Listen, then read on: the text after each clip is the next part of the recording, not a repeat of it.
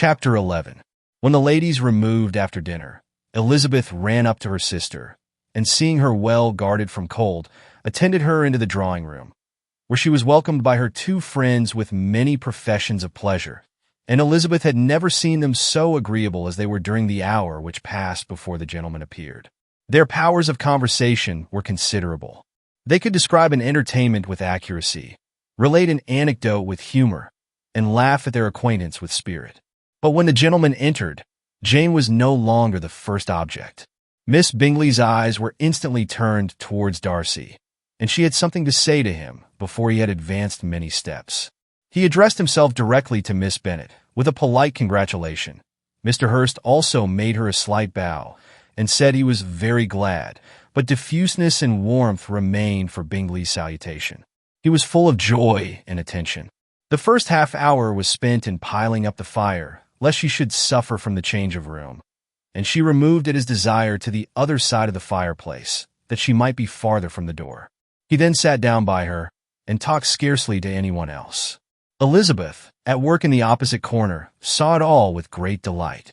When tea was over, Mr. Hurst reminded his sister-in-law of the card table, but in vain. She had obtained private intelligence that Mr. Darcy did not wish for cards, and Mr. Hurst soon found even his open petition rejected. She assured him that no one intended to play, and the silence of the whole party on the subject seemed to justify her. Mr. Hurst had therefore nothing to do but to stretch himself on one of the sofas and go to sleep. Darcy took up a book. Miss Bingley did the same, and Mrs. Hurst, principally occupied in playing with her bracelets and rings, joined now and then in her brother's conversation with Miss Bennet. Miss Bingley's attention was quite as much engaged in watching Mr. Darcy's progress through his book as in reading her own, and she was perpetually either making some inquiry or looking at his page. She could not win him, however, to any conversation. He merely answered her question and read on. At length, quite exhausted by the attempt to be amused with her own book, which she had only chosen because it was the second volume of his, she gave a great yawn and said, "How pleasant it is to spend an evening in this way. I declare, after all, there is no enjoyment like reading. How much sooner one tires of anything than of a book. When I have a house of my own, I shall be miserable if I have not an excellent library." No one made any reply.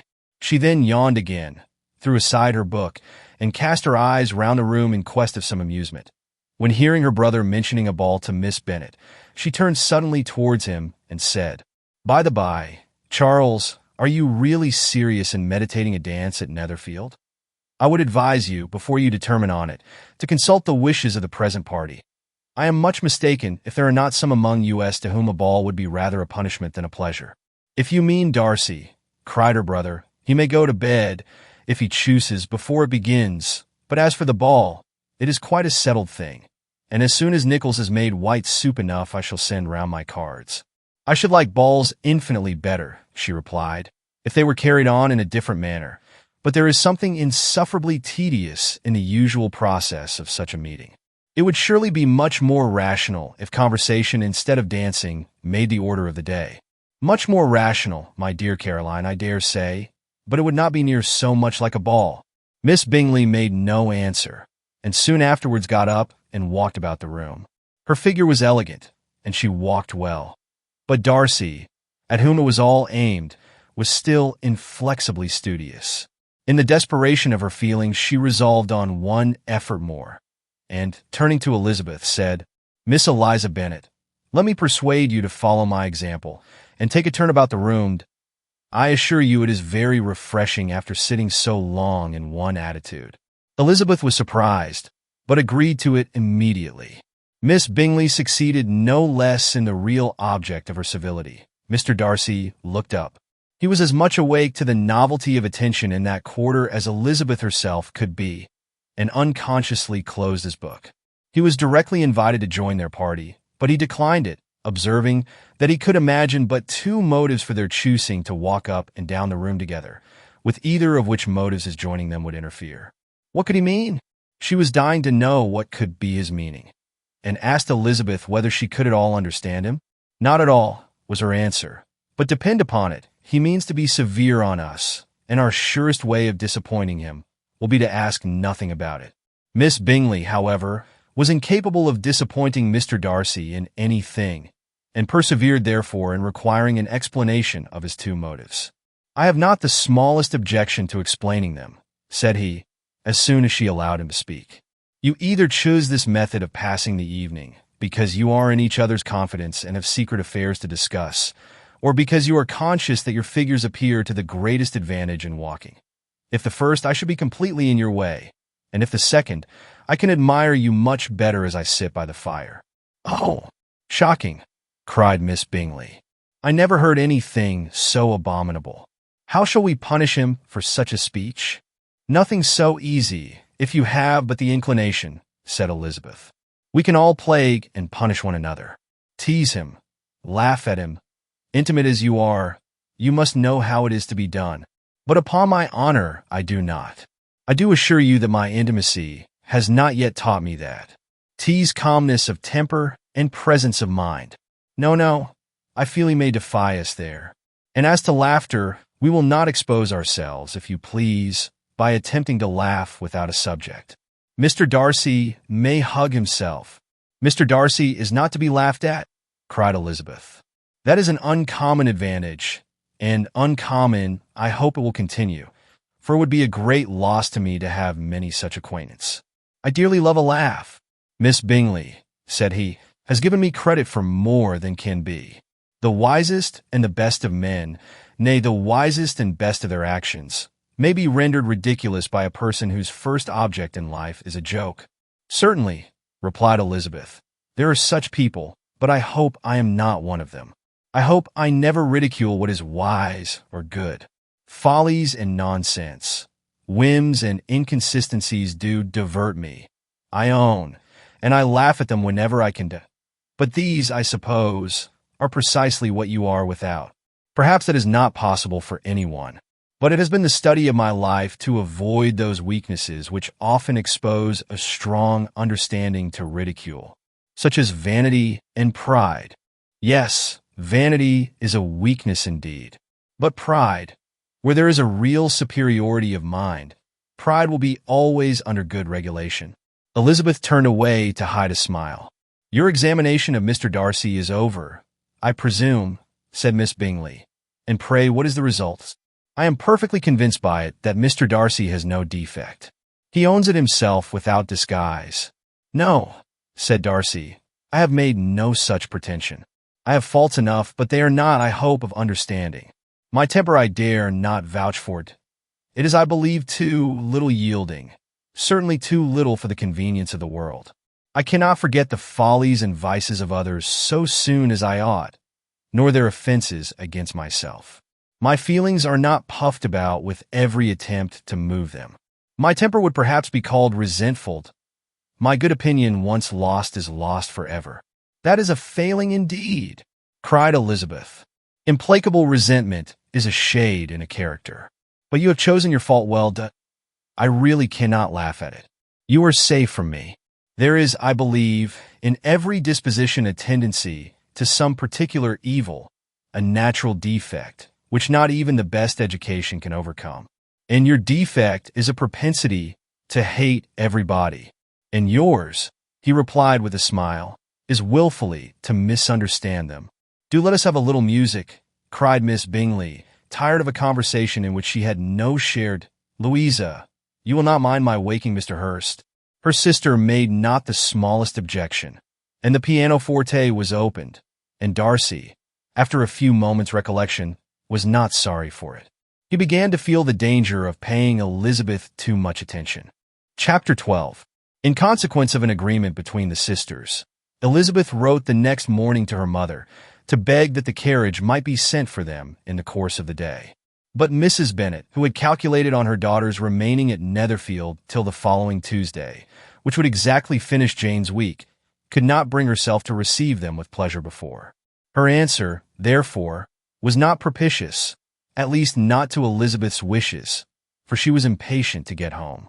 Mrs. Bennet sent them word that they could not possibly have the carriage before Tuesday, And in her postscript it was added that if Mr. Bingley and his sister pressed them to stay longer, she could spare them very well against staying longer. However, Elizabeth was positively resolved, nor did she much expect it would be asked, and fearful, on the contrary, as being considered as intruding themselves needlessly long. She urged Jane to borrow Mr. Bingley's carriage immediately, and at length. It was settled that their original design of leaving Netherfield that morning should be mentioned, and the request made.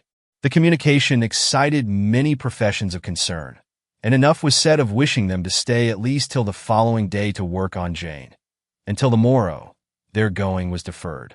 Miss Bingley was then sorry that she had proposed the delay, for her jealousy and dislike of one sister much exceeded her affection for the other. The master of the house heard with real sorrow that they were to go so soon, and repeatedly tried to persuade Miss Bennet that it would not be safe for her, that she was not enough recovered. But Jane was firm where she felt herself to be right. To Mr. Darcy, it was welcome intelligence. Elizabeth had been at Netherfield long enough. She attracted him more than he liked, and Miss Bingley was uncivil to her, and more teasing than usual to himself. He wisely resolved to be particularly careful that no sign of admiration should now escape him, nothing that could elevate her with the hope of influencing his felicity, sensible that if such an idea had been suggested, his behavior during the last day must have material weight in confirming or crushing it. Steady to his purpose, he scarcely spoke 10 words to her through the whole of Saturday, and though they were at one time left by themselves for half an hour, he adhered most conscientiously to his book and would not even look at her. On Sunday, after morning service, the separation, so agreeable to almost all, took place. Miss Bingley's civility to Elizabeth increased at last very rapidly, as well as her affection for Jane. And when they parted, after assuring the latter of the pleasure it would always give her to see her either at Longbourn or Netherfield, and embracing her most tenderly, she even shook hands with the former, Elizabeth took leave of the whole party in the liveliest spirits. They were not welcomed home very cordially by their mother. Mrs. Bennet wondered at their coming, and thought them very wrong to give so much trouble, and was sure Jane would have caught cold again. But their father, though very laconic in his expressions of pleasure, was really glad to see them. He had felt their importance in the family circle. The evening conversation, when they were all assembled, had lost much of its animation and almost all its sense by the absence of Jane and Elizabeth. They found Mary, as usual, deep in the study of thorough base and human nature, and had some new extracts to admire, and some new observations of threadbare morality to listen to. Catherine and Lydia had information for them of a different sort. Much had been done, and much had been said in the regiment since the preceding Wednesday. Several of the officers had dined lately with their uncle, a private had been flogged, and it had actually been hinted that Colonel Forster was going to be married. Chapter 13. "I hope, my dear," said Mr. Bennet to his wife, as they were at breakfast the next morning, "that you have ordered a good dinner today, because I have reason to expect an addition to our family party." "Who do you mean, my dear?" "I know of nobody that is coming, I am sure, unless Charlotte Lucas should happen to call in, and I hope my dinners are good enough for her. I do not believe she often sees such at home. The person of whom I speak is a gentleman and a stranger." Mrs. Bennet's eyes sparkled. "A gentleman and a stranger. It is Mr. Bingley, I am sure." "Why, Jane, you never dropped a word of this, you sly thing. Well, I am sure I shall be extremely glad to see Mr. Bingley. But good Lord, how unlucky! There is not a bit of fish to be got today. Lydia, my love, ring the bell. I must speak to Hill this moment."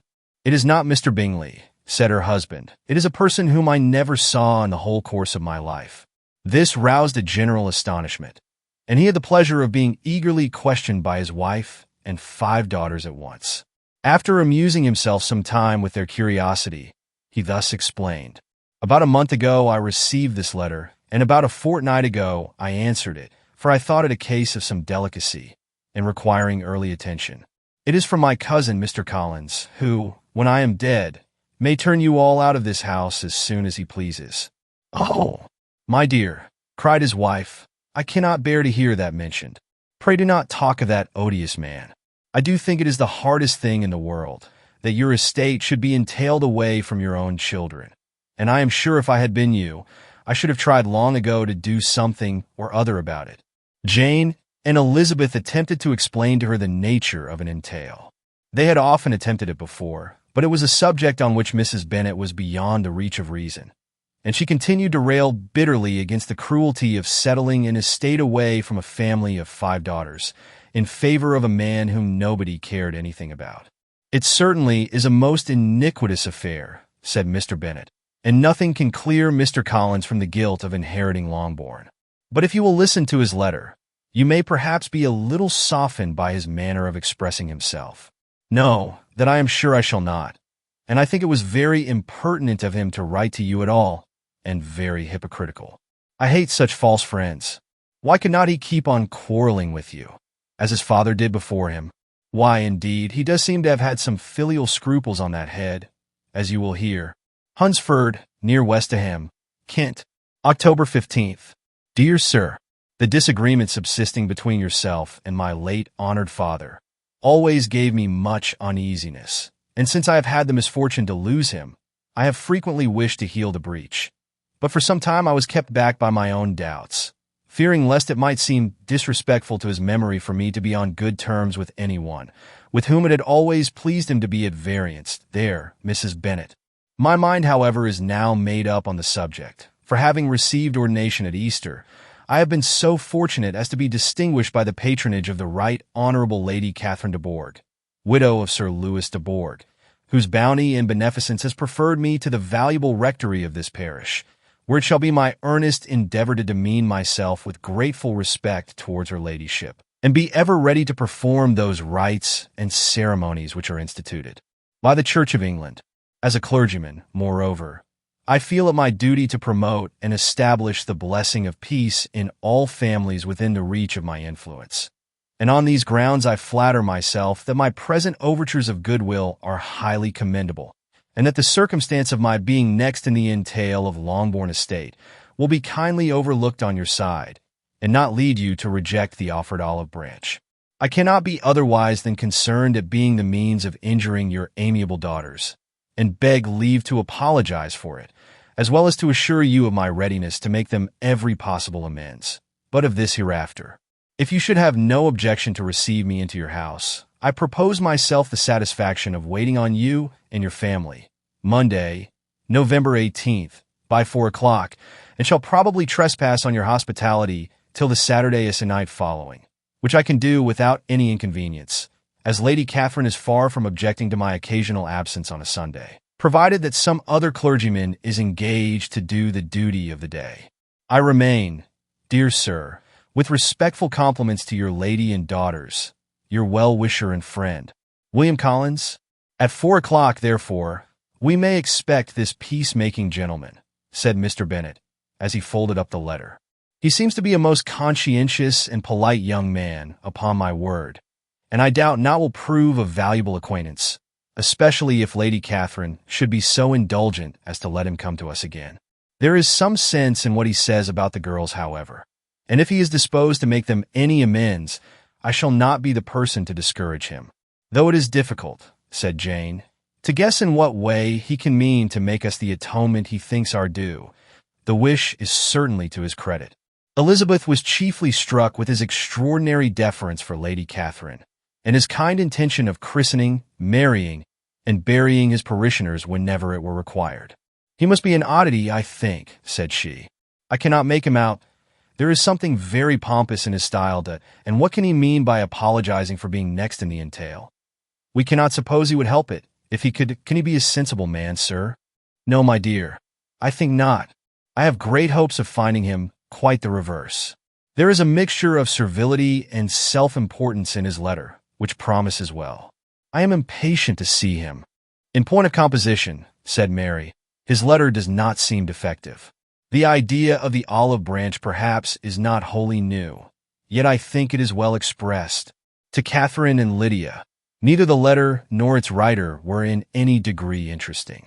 It was next to impossible that their cousin should come in a scarlet coat, and it was now some weeks since they had received pleasure from the society of a man in any other color. As for their mother, Mr. Collins's letter had done away much of her ill will, and she was preparing to see him with a degree of composure, which astonished her husband and daughters. Mr. Collins was punctual to his time, and was received with great politeness by the whole family. Mr. Bennet indeed said little, but the ladies were ready enough to talk, and Mr. Collins seemed neither in need of encouragement, nor inclined to be silent himself. He was a tall, heavy-looking young man of 25. His air was grave and stately, and his manners were very formal. He had not been long seated before he complimented Mrs. Bennet on having so fine a family of daughters, said he had heard much of their beauty, but that, in this instance, fame had fallen short of the truth, and added that he did not doubt her seeing them all in due time well disposed of in marriage. This gallantry was not much to the taste of some of his hearers, but Mrs. Bennet, who quarreled with no compliments, answered most readily, "You are very kind, sir, I am sure, and I wish with all my heart it may prove so, for else they will be destitute enough. Things are settled so oddly. You allude perhaps to the entail of this estate." "Ah, sir, I do indeed. It is a grievous affair to my poor girls, you must confess. Not that I mean to find fault with you, for such things I know are all chance in this world. There is no knowing how estates will go when once they come to be entailed. I am very sensible, madam, of the hardship to my fair cousins, and could say much on the subject, but that I am cautious of appearing forward and precipitate. But I can assure the young ladies that I come prepared to admire them. At present I will not say more, but perhaps when we are better acquainted."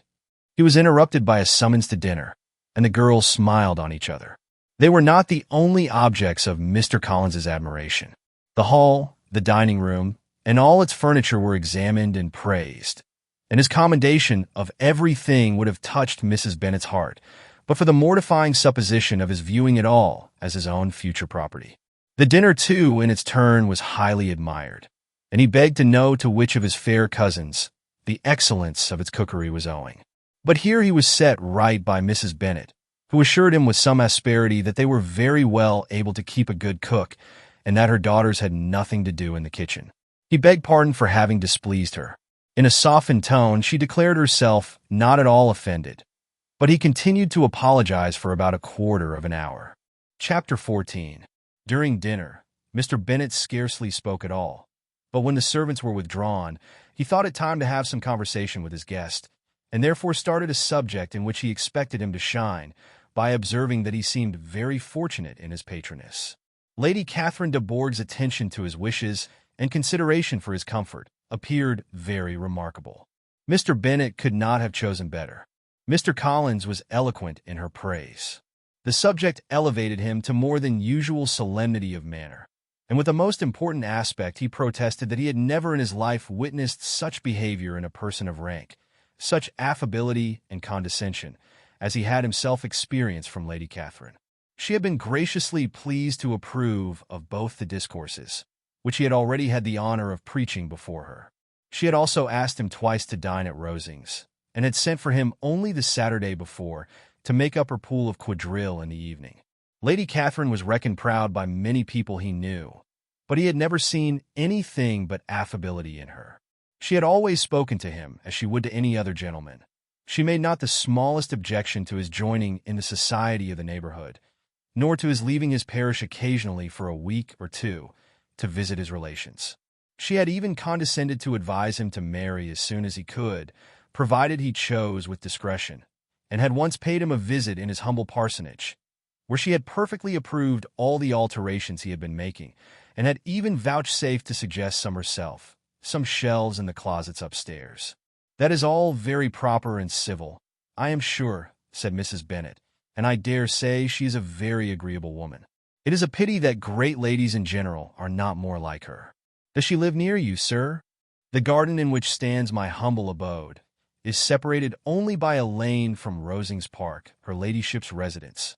I think you said she was a widow, sir? Has she any family?" "She has one only daughter, the heiress of Rosings, and of very extensive property." "Ah," cried Mrs. Bennet, shaking her head, "then she is better off than many girls. And what sort of young lady is she? Is she handsome?" "She is a most charming young lady indeed. Lady Catherine herself says that in point of true beauty, Miss de Bourgh is far superior to the handsomest of her sex. because there is that in her features which marks the young woman of distinguished birth. She is unfortunately of a sickly constitution, which has prevented her making that progress in many accomplishments, which she could not otherwise have failed of, as I am informed by the lady who superintended her education, and who still resides with them. But she is perfectly amiable, and often condescends to drive by my humble abode in her little phaeton and ponies. Has she been presented? I do not remember her name among the ladies at court. Her indifferent state of health unhappily prevents her being in town, and by that means, as I told Lady Catherine myself one day, has deprived the British court of its brightest ornament. Her ladyship seemed pleased with the idea, and you may imagine that I am happy on every occasion to offer those little delicate compliments which are always acceptable to ladies. I have more than once observed to Lady Catherine that her charming daughter seemed born to be a duchess, and that the most elevated rank, instead of giving her consequence, would be adorned by her. These are the kind of little things which please her ladyship, and it is a sort of attention which I conceive myself peculiarly bound to pay. You judge very properly, said Mr. Bennet, and it is happy for you that you possess the talent of flattering with delicacy. May I ask whether these pleasing attentions proceed from the impulse of the moment, or are the result of previous study? They arise chiefly from what is passing at the time, and though I sometimes amuse myself with suggesting and arranging such little elegant compliments as may be adapted to ordinary occasions, I always wish to give them as unstudied an air as possible. Mr. Bennet's expectations were fully answered. His cousin was as absurd as he had hoped, and he listened to him with the keenest enjoyment, maintaining at the same time the most resolute composure of countenance, and except in an occasional glance at Elizabeth, requiring no partner in his pleasure. By tea-time, however, the dose had been enough, and Mr. Bennet was glad to take his guest into the drawing-room again, and when tea was over, glad to invite him to read aloud to the ladies. Mr. Collins readily assented, and a book was produced, but on beholding it, for everything announced it to be from a circulating library, he started back and, begging pardon, protested that he never read novels. Kitty stared at him, and Lydia exclaimed. Other books were produced, and after some deliberation he chose Fordyce's Sermons. Lydia gaped as he opened the volume, and before he had, with very monotonous solemnity, read 3 pages, she interrupted him with, "Do you know, Mamma, that my Uncle Phillips talks of turning away Richard, and if he does, Colonel Forster will hire him. My aunt told me so herself on Saturday. I shall walk to Meryton tomorrow to hear more about it, and to ask when Mr. Denny comes back from town." Lydia was bid by her 2 eldest sisters to hold her tongue, but Mr. Collins, much offended, laid aside his book and said, "I have often observed how little young ladies are interested by books of a serious stamp, though written solely for their benefit. It amazes me, I confess, for certainly there can be nothing so advantageous to them as instruction. But I will no longer importune my young cousin." Then, turning to Mr. Bennet, he offered himself as his antagonist at backgammon. Mr. Bennet accepted the challenge, observing that he acted very wisely in leaving the girls to their own trifling amusements. Mrs. Bennet and her daughters apologized most civilly for Lydia's interruption, and promised that it should not occur again, if he would resume his book.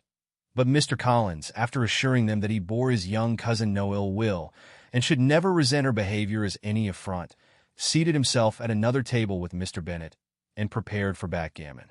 Chapter 15. Mr. Collins was not a sensible man, and the deficiency of nature had been but little assisted by education or society, the greatest part of his life having been spent under the guidance of an illiterate and miserly father. And though he belonged to one of the universities, he had merely kept the necessary terms, without forming at it any useful acquaintance. The subjection in which his father had brought him up had given him originally great humility of manner, but it was now a good deal counteracted by the self-conceit of a weak head, living in retirement, and the consequential feelings of early and unexpected prosperity. A fortunate chance had recommended him to Lady Catherine de Bourgh when the living of Hunsford was vacant, and the respect which he felt for her high rank, and his veneration for her as his patroness, mingling with a very good opinion of himself, of his authority as a clergyman, and his rights as a rector, made him altogether a mixture of pride and obsequiousness, self-importance and humility. Having now a good house and very sufficient income, he intended to marry, and in seeking a reconciliation with the Longbourn family, he had a wife in view, as he meant to choose one of the daughters, if he found them as handsome and amiable as they were represented by common report. This was his plan of amends, of atonement, for inheriting their father's estate, and he thought it an excellent one, full of eligibility and suitableness, and excessively generous and disinterested on his own part. His plan did not vary on seeing them. Miss Bennet's lovely face confirmed his views and established all his strictest notions of what was due to seniority, and for the first evening she was his settled choice.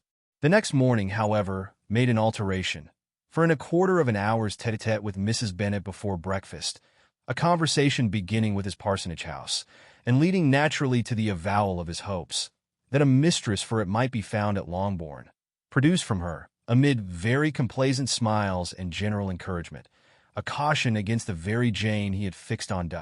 As to her younger daughters, she could not take upon her to say. She could not positively answer. But she did not know of any prepossession. Her eldest daughter, she must just mention, she felt it incumbent on her to hint, was likely to be very soon engaged. Mr. Collins had only to change from Jane to Elizabeth, and it was soon done while Mrs. Bennet was stirring the fire. Elizabeth, equally next to Jane in birth and beauty, succeeded her, of course. Mrs. Bennet treasured up the hint, and trusted that she might soon have 2 daughters married, and the man whom she could not bear to speak of the day before was now high in her good graces. Lydia's intention of walking to Meriden was not forgotten. Every sister except Mary agreed to go with her, and Mr. Collins was to attend them, at the request of Mr. Bennet, who was most anxious to get rid of him, and have his library to himself.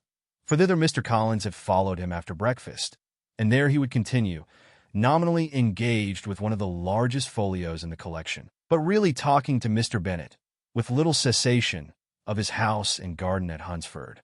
Such doings discomposed Mr. Bennet exceedingly. In his library he had been always sure of leisure and tranquillity, and though prepared, as he told Elizabeth, to meet with folly and conceit in every other room in the house, he was used to be free from them there.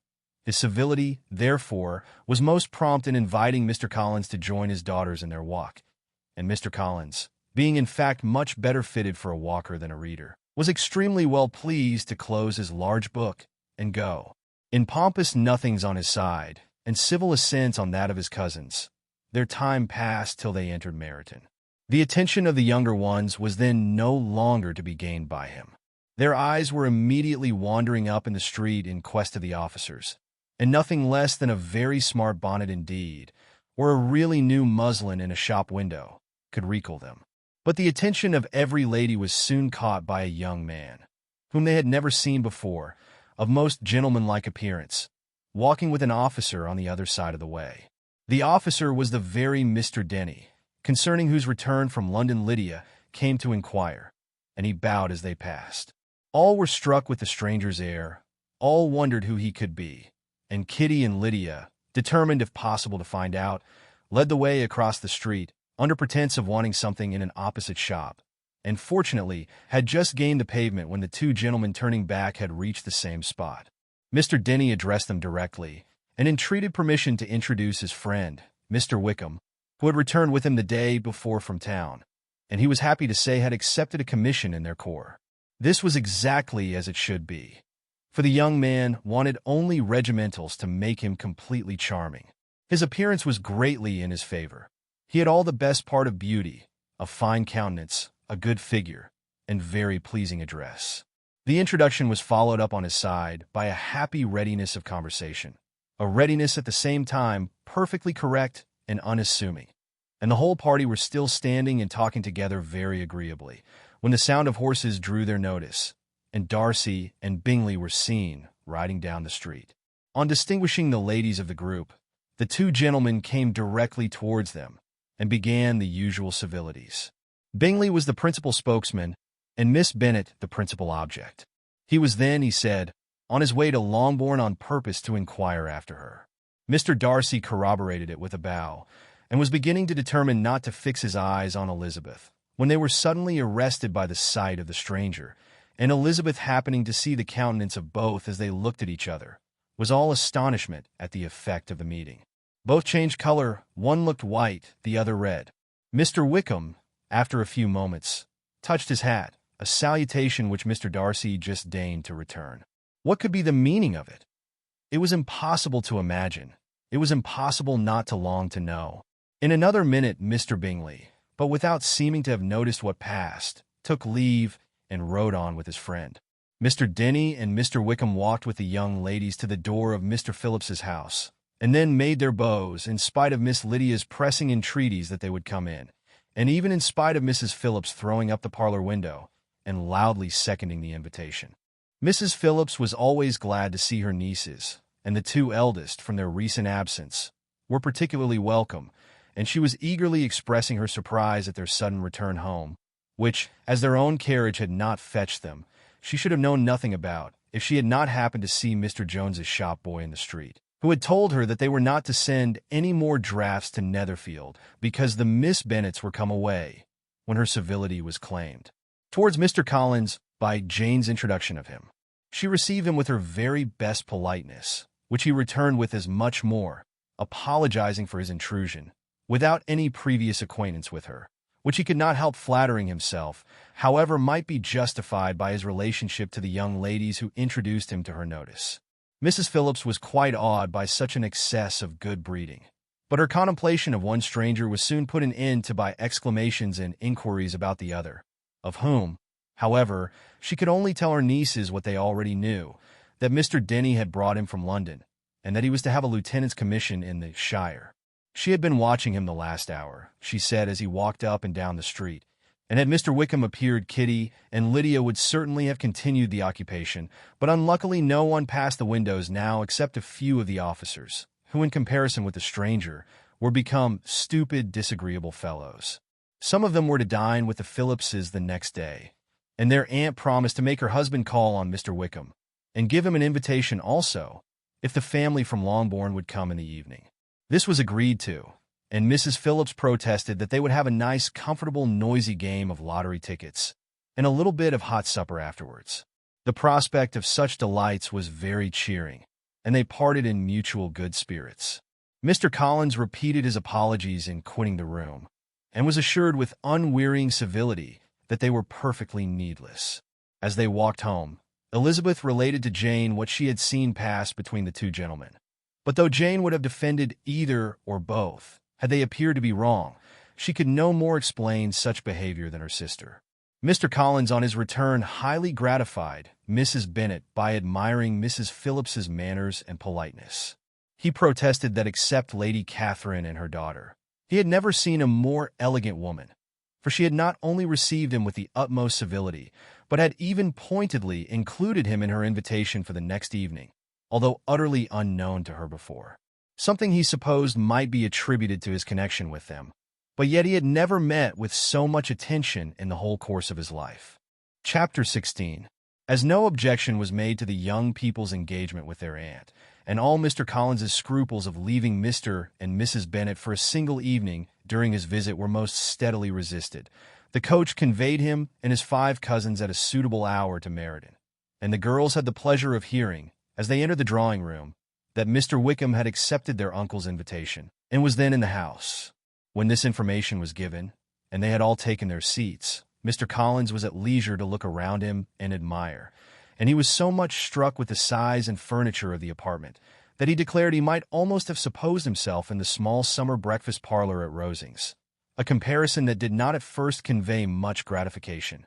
But when Mrs. Phillips understood from him what Rosings was, and who was its proprietor, when she had listened to the description of only one of Lady Catherine's drawing-rooms, and found that the chimney-piece alone had cost £800, she felt all the force of the compliment, and would hardly have resented a comparison with the housekeeper's room.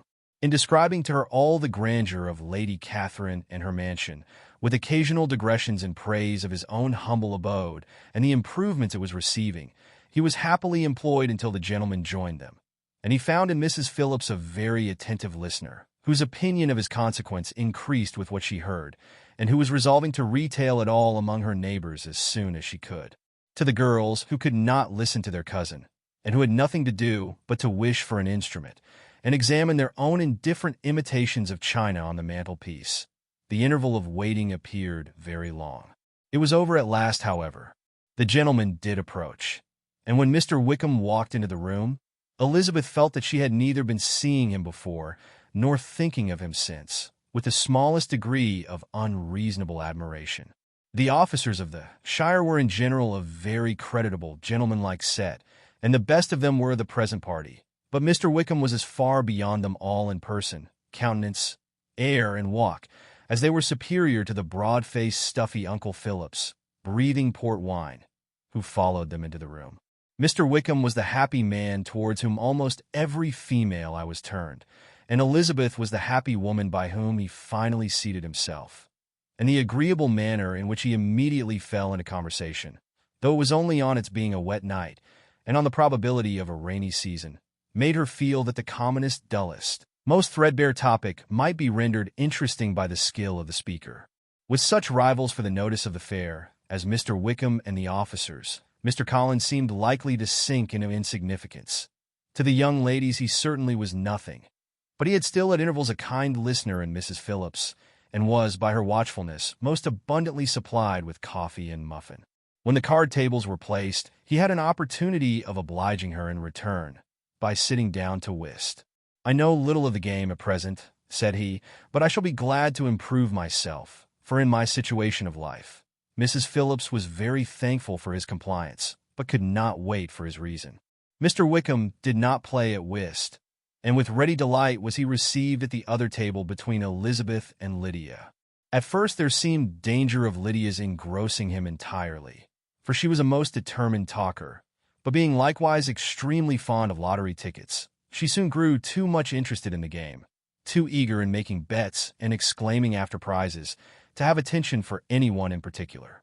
Allowing for the common demands of the game, Mr. Wickham was therefore at leisure to talk to Elizabeth, and she was very willing to hear him, though what she chiefly wished to hear, she could not hope to be told, the history of his acquaintance with Mr. Darcy.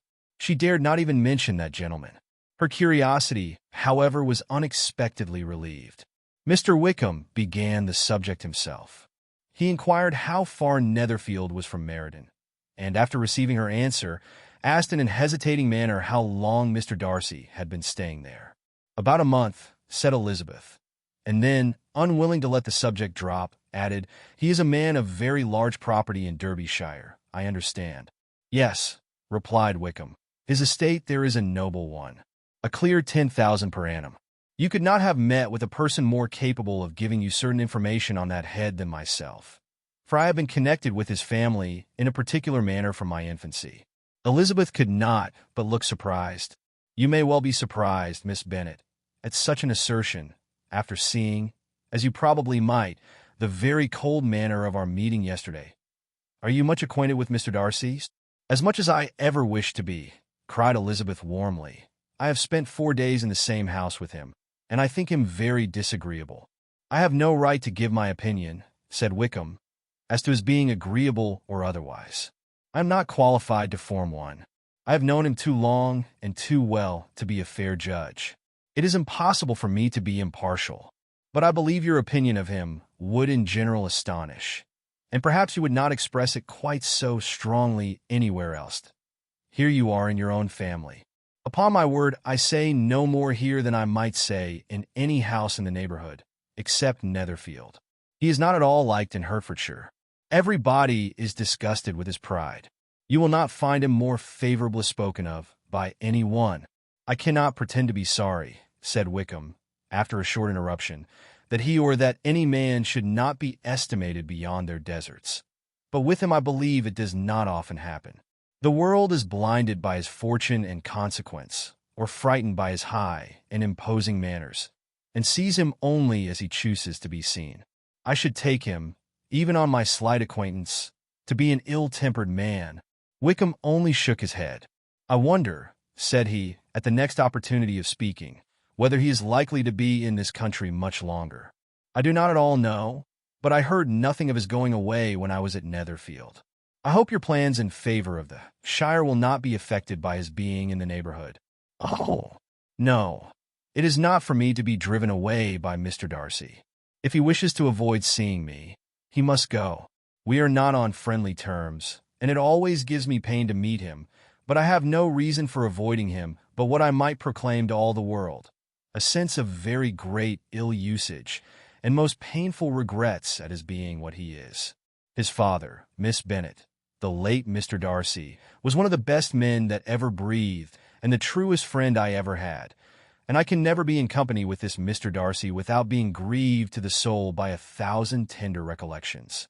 His behavior to myself has been scandalous, but I verily believe I could forgive him anything and everything, rather than his disappointing the hopes and disgracing the memory of his father. Elizabeth found the interest of the subject increase, and listened with all her heart, but the delicacy of it prevented farther inquiry. Mr. Wickham began to speak on more general topics, Meriden, the neighborhood, the society, appearing highly pleased with all that he had yet seen, and speaking of the latter especially, with gentle but very intelligible gallantry. It was the prospect of constant society and good society, he added, which was my chief inducement to enter the shire. I knew it to be a most respectable, agreeable corps, and my friend Denny tempted me farther by his account of their present quarters and the very great attentions and excellent acquaintance Meriden had procured them. Society, I own, is necessary to me. I have been a disappointed man, and my spirits will not bear solitude. I must have employment and society. A military life is not what I was intended for, but circumstances have now made it eligible. The church ought to have been my profession. I was brought up for the church, and I should at this time have been in possession of a most valuable living, had it pleased the gentleman we were speaking of just now. Indeed, yes, the late Mr. Darcy bequeathed me the next presentation of the best living in his gift. He was my godfather, and excessively attached to me. I cannot do justice to his kindness. He meant to provide for me amply, and thought he had done it. But when the living fell, it was given elsewhere. Good heavens, cried Elizabeth, but how could that be? How could his will be disregarded? Why did not you seek legal redress? There was just such an informality in the terms of the bequest as to give me no hope from law.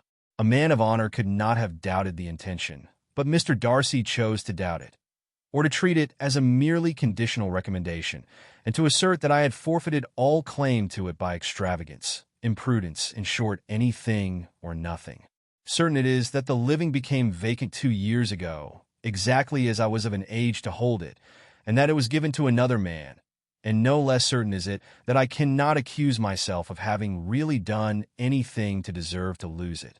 I have a warm, unguarded temper, and I may perhaps have sometimes spoken my opinion of him, and to him, too freely. I can recall nothing worse, but the fact is that we are very different sort of men, and that he hates me. This is quite shocking. He deserves to be publicly disgraced. Some time or other he will be, but it shall not be by me. Till I can forget his father, I can never defy or expose him. Elizabeth honored him for such feelings, and thought him handsomer than ever as he expressed them. But what, said she after a pause, can have been his motive? What can have induced him to behave so cruelly? A thorough, determined dislike of me, a dislike which I cannot but attribute in some measure to jealousy. Had the late Mr. Darcy liked me less, his son might have borne with me better, but his father's uncommon attachment to me irritated him, I believe, very early in life. He had not a temper to bear the sort of competition in which we stood, the sort of preference which was often given me. I had not thought Mr. Darcy so bad as this. Though I have never liked him, I had not thought so very ill of him. I had supposed him to be despising his fellow creatures in general, but did not suspect him of descending to such malicious revenge, such injustice, such inhumanity as this. After a few minutes' reflection, however, she continued, I do remember his boasting one day, at Netherfield, of the implacability of his resentments, of his having an unforgiving temper. His disposition must be dreadful. I will not trust myself on the subject, replied Wickham. I can hardly be just to him. Elizabeth was again deep in thought, and after a time exclaimed, to treat in such a manner the godson, the friend, the favorite of his father. She could have added, a young man too, like you, whose very countenance may vouch for your being amiable. But she contented herself with, and one, too, who had probably been his own companion from childhood, connected together, as I think you said, in the closest manner. We were born in the same parish, within the same park. The greatest part of our youth was passed together. Inmates of the same house, sharing the same amusements, objects of the same parental care. My father began life in the profession which your uncle, Mr. Phillips, appears to do so much credit to. But he gave up everything to be of use to the late Mr. Darcy, and devoted all his time to the care of the Pemberley property. He was most highly esteemed by Mr. Darcy, a most intimate, confidential friend. Mr. Darcy often acknowledged himself to be under the greatest obligations to my father's active superintendence, and when immediately before my father's death, Mr. Darcy gave him a voluntary promise of providing for me, I am convinced that he felt it to be as much a debt of gratitude to him as of affection to myself. "How strange!" cried Elizabeth. "How abominable! I wonder that the very pride of this Mr. Darcy has not made him just to you, if from no better motive, that he should not have been too proud to be dishonest. For dishonesty I must call it." "It is wonderful," replied Wickham, "for almost all his actions may be traced to pride, and pride has often been his best friend. It has connected him nearer with virtue than any other feeling. But we are none of us consistent, and in his behavior to me there were stronger impulses even than pride. Can such abominable pride as his have ever done him good? Yes. It has often led him to be liberal and generous, to give his money freely, to display hospitality, to assist his tenants, and relieve the poor. Family pride and filial pride, for he is very proud of what his father was, have done this. Not to appear to disgrace his family, to degenerate from the popular qualities, or lose the influence of the Pemberley house, is a powerful motive. He has also brotherly pride, which with some brotherly affection makes him a very kind and careful guardian of his sister, and you will hear him generally cried up as the most attentive and best of brothers. What sort of a girl is Miss Darcy?" He shook his head. "I wish I could call her amiable. It gives me pain to speak ill of a Darcy, but she is too much like her brother, very, very proud. As a child, she was affectionate and pleasing, and extremely fond of me, and I have devoted hours and hours to her amusement. But she is nothing to me now. She is a handsome girl, about 15 or 16, and I understand highly accomplished. Since her father's death, her home has been London, where a lady lives with her and superintends her education." After many pauses and many trials of other subjects, Elizabeth could not help reverting once more to the first, and saying, "I am astonished at his intimacy with Mr. Bingley. How can Mr. Bingley, who seems good humor itself, and is, I really believe, truly amiable, be in friendship with such a man? How can they suit each other?" "Do you know Mr. Bingley?" "Not at all. He is a sweet-tempered, amiable, charming man. He cannot know what Mr. Darcy is. Probably not. But Mr. Darcy can please where he chooses. He does not want abilities. He can be a conversable companion if he thinks it worth his while. Among those who are at all his equals in consequence, he is a very different man from what he is to the less prosperous. His pride never deserts him. But with the rich, he is liberal-minded, just sincere, rational, honorable, and perhaps agreeable, allowing something for fortune and figure." The whist party soon afterwards breaking up, the players gathered round the other table, and Mr. Collins took his station between his cousin Elizabeth and Mrs. Phillips. The usual inquiries as to his success were made by the latter. It had not been very great. He had lost every point. But when Mrs. Phillips began to express her concern thereupon, he assured her with much earnest gravity that it was not of the least importance, that he considered the money as a mere trifle, and begged she would not make herself uneasy. "I know very well, madam," said he, "that when persons sit down to a card table, they must take their chance of these things, and happily I am not in such circumstances as to make 5 shillings any object. There are undoubtedly many who could not say the same, but thanks to Lady Catherine de Bourgh, I am removed far beyond the necessity of regarding little matters." Mr. Wickham's attention was caught, and after observing Mr. Collins for a few moments, he asked Elizabeth in a low voice whether her relation were very intimately acquainted with the family of de Bourgh. "Lady Catherine de Bourgh," she replied, "has very lately given him a living. I hardly know how Mr. Collins was first introduced to her notice, but he certainly has not known her long. You know, of course, that Lady Catherine de Bourgh and Lady and Darcy were sisters. Consequently, that she is aunt to the present Mr. Darcy. No, indeed, I did not. I knew nothing at all of Lady Catherine's connections. I never heard of her existence till the day before yesterday. Her daughter, Miss de Bourgh, will have a very large fortune, and it is believed that she and her cousin will unite the two estates. This information made Elizabeth smile, as she thought of poor Miss Bingley. Vain indeed must be all her attentions, vain and useless her affection for his sister and her praise of himself, if he were already self-destined to another. Mr. Collins, said she, speaks highly both of Lady Catherine and her daughter. But from some particulars that he has related of her ladyship, I suspect his gratitude misleads him, and that in spite of her being his patroness, she is an arrogant, conceited woman. I believe her to be both in a great degree, replied Wickham. I have not seen her for many years, but I very well remember that I never liked her, and that her manners were dictatorial and insolent. She has the reputation of being remarkably sensible and clever, but I rather believe she derives part of her abilities from her rank and fortune, part from her authoritative manner, and the rest from the pride of her nephew, who chooses that every one connected with him should have an understanding of the first class. Elizabeth allowed that he had given a very rational account of it, and they continued talking together with mutual satisfaction till supper put an end to cards, and gave the rest of the ladies their share of Mr. Wickham's attentions. There could be no conversation in the noise of Mrs. Phillips's supper party, but his manners recommended him to everybody. Whatever he said was said well, and whatever he did, done gracefully. Elizabeth went away with her head full of him. She could think of nothing but of Mr. Wickham, and of what he had told her, all the way home. But there was not time for her even to mention his name as they went, for neither Lydia nor Mr. Collins were once silent. Lydia talked incessantly of lottery tickets, of the fish she had lost and the fish she had won, and Mr. Collins, in describing the civility of Mr. and Mrs. Phillips, protesting that he did not in the least regard his losses at whist, enumerating all the dishes at supper, and repeatedly fearing that he crowded his cousins, had more to say than he could well manage before the carriage stopped at Longbourn House. Chapter 17. Elizabeth related to Jane the next day what had passed between Mr. Wickham and herself. Jane listened with astonishment and concern.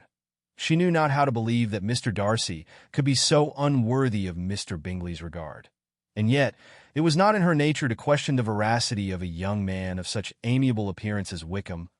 The possibility of his having really endured such unkindness was enough to interest all her tender feelings, and nothing therefore remained to be done but to think well of them both, to defend the conduct of each, and throw into the account of accident or mistake whatever could not be otherwise explained. They have both, said she, been deceived, I dare say, in some way or other, of which we can form no idea. Interested people have perhaps misrepresented each to the other. It is, in short, impossible for us to conjecture the causes or circumstances which may have alienated them, without actual blame on either side. Very true indeed. And now, my dear Jane, what have you got to say in behalf of the interested people who have probably been concerned in the business? Do clear them too, or we shall be obliged to think ill of somebody. Laugh as much as you choose, but you will not laugh me out of my opinion. My dearest Lizzie, do but consider in what a disgraceful light it places Mr. Darcy to be treating his father's favorite in such a manner. One, whom his father had promised to provide for it. It is impossible. No man of common humanity, no man who had any value for his character, could be capable of it. Can his most intimate friends be so excessively deceived in him? Oh, no.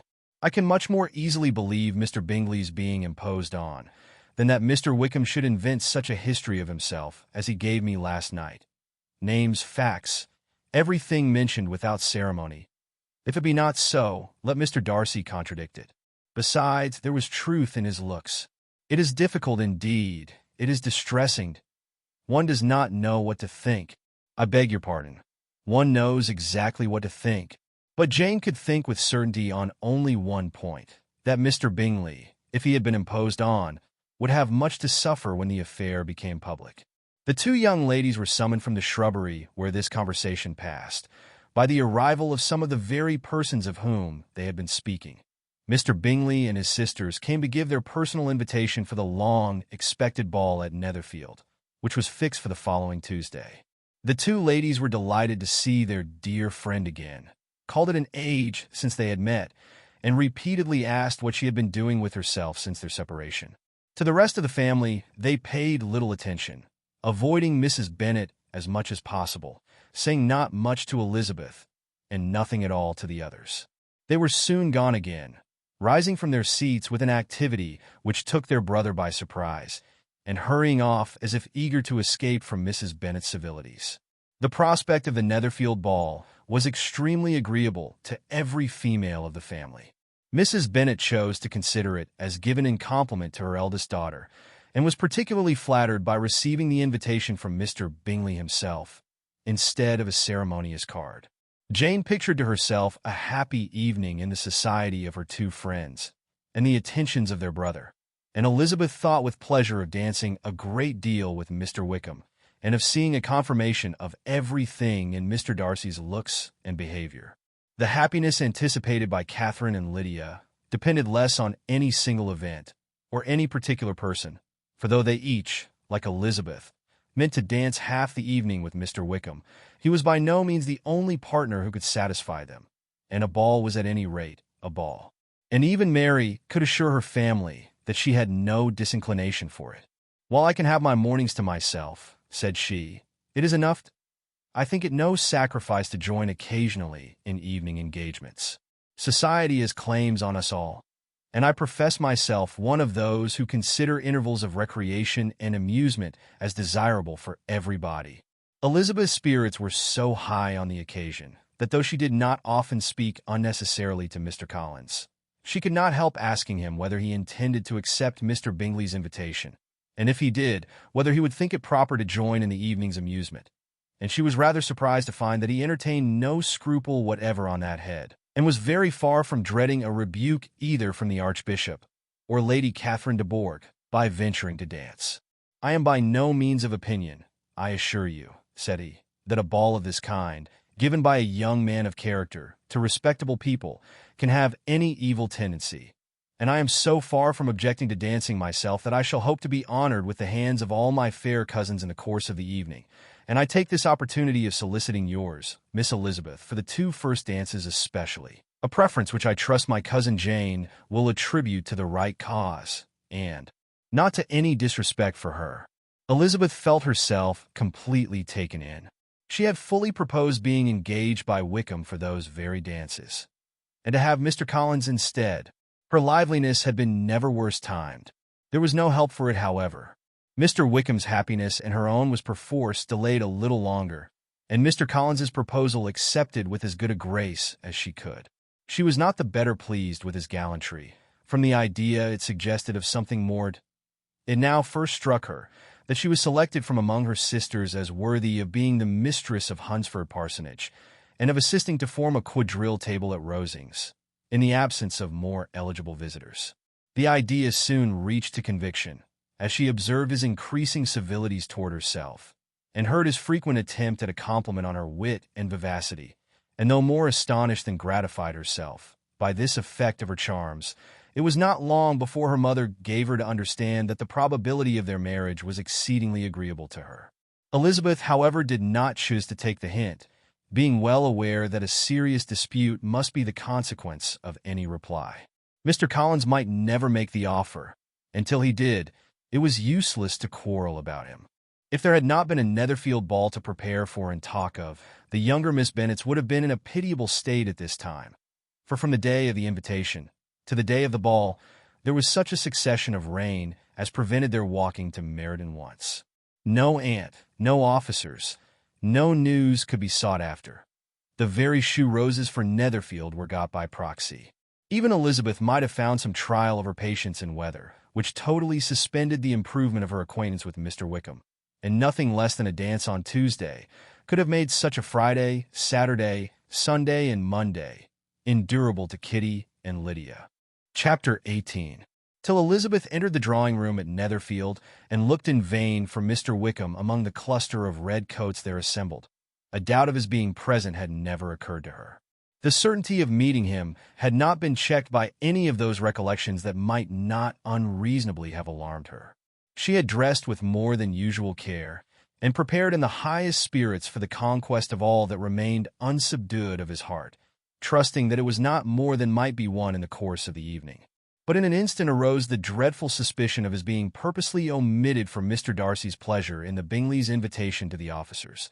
And though this was not exactly the case, the absolute fact of his absence was pronounced by his friend Mr. Denny, to whom Lydia eagerly applied, and who told him that Wickham had been obliged to go to town on business the day before, and was not yet returned, adding, with a significant smile, "I do not imagine his business would have called him away, just now, if he had not wished to avoid a certain gentleman here." This part of his intelligence, though unheard by Lydia, was caught by Elizabeth, and as it assured her that Darcy was not less answerable for Wickham's absence than if her first surmise had been just, every feeling of displeasure against the former was so sharpened by immediate disappointment that she could hardly reply with tolerable civility to the polite inquiries which he directly afterwards approached to make. Attention, forbearance, patience with Darcy was injury to Wickham. She was resolved against any sort of conversation with him, and turn away with a degree of ill humor which she could not wholly surmount even in speaking to Mr. Bingley, whose blind partiality provoked her. But Elizabeth was not formed for ill humor, and though every prospect of her own was destroyed for the evening, it could not dwell long on her spirits, and having told all her griefs to Charlotte Lucas, whom she had not seen for a week, she was soon able to make a voluntary transition to the oddities of her cousin, and to point him out to her particular notice. The two first dances, however, brought a return of distress. They were dances of mortification. Mr. Collins, awkward and solemn, apologizing instead of attending, and often moving wrong without being aware of it, gave her all the shame and misery which a disagreeable partner for a couple of dances can give. The moment of her release from him was ecstasy. She danced next with an officer, and had the refreshment of talking of Wickham, and of hearing that he was universally liked. When those dances were over, she returned to Charlotte Lucas, and was in conversation with her, when she found herself suddenly addressed by Mr. Darcy, who took her so much by surprise in his application for her hand, that without knowing what she did, she accepted him. He walked away again immediately, and she was left to fret over her own want of presence of mind. Charlotte tried to console her. "I dare say you will find him very agreeable." "Heaven forbid! That would be the greatest misfortune of all, to find a man agreeable whom one is determined to hate. Do not wish me such an evil." When the dancing recommenced, however, and Darcy approached to claim her hand, Charlotte could not help cautioning her in a whisper not to be a simpleton, and allow her fancy for Wickham to make her appear unpleasant in the eyes of a man of 10 times his consequence.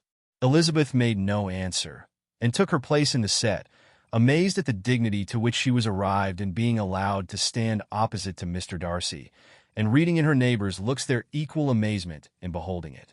They stood for some time without speaking a word, and she began to imagine that their silence was to last through the 2 dances, and at first was resolved not to break it, till suddenly fancying that it would be the greater punishment to her partner to oblige him to talk, she made some slight observation on the dance. He replied, and was again silent. After a pause of some minutes, she addressed him a second time with, "It is your turn to say something now, Mr. Darcy. I talked about the dance, and you ought to make some kind of remark on the size of the room, or the number of couples." He smiled, and assured her that whatever she wished him to say should be said. "Very well, that reply will do for the present. Perhaps by and by I may observe that private balls are much pleasanter than public ones. But now we may be silent.